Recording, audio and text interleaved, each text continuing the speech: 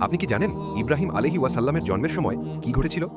হজরত ইব্রাহিম আলাইহি ওয়াসাল্লামের জন্মের আগে তৎকালীন রাজা নমরুদের কাছে খবর আসে এমন একজন ছেলে জন্ম নিবে যে বড় হয়ে মূর্তি পূজার নিয়ম ভেঙে ফেলবে এবং সত্যের প্রচার করবে। নমরুদ ভয় পেয়ে সকল প্রজাদের আদেশ দিল, আজ থেকে তার রাজ্যে যত ছেলে শিশু জন্মাবে সকল শিশুকে হত্যা করা হবে।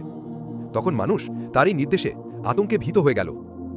কিন্তু মহান আল্লাহ যখন কাউকে রক্ষা করতে চান তখন কি তাকে কেউ ক্ষতি করতে পারে? না।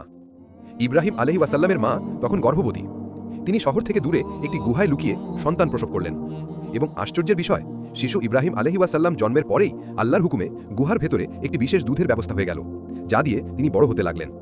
এভাবেই আল্লাহ তার বন্ধু খলিলুল্লাহ ইব্রাহিম আলাইহি ওয়াসাল্লামকে শিশুকাল থেকেই নিজের হেফাজতেই পালন করলেন। এর থেকে আমরা শিক্ষা পেলাম যে আল্লাহর ওপর ভরসা করে আল্লাহ তাকে এমন জায়গা থেকেও রক্ষা করেন যেখানে মানুষের কল্পনাও পৌঁছায় না। সুবহান আল্লাহ। মহান আল্লাহ পাক আমাদের সকলের ঈমানকে আরও মজবুত করার তৌফিক দান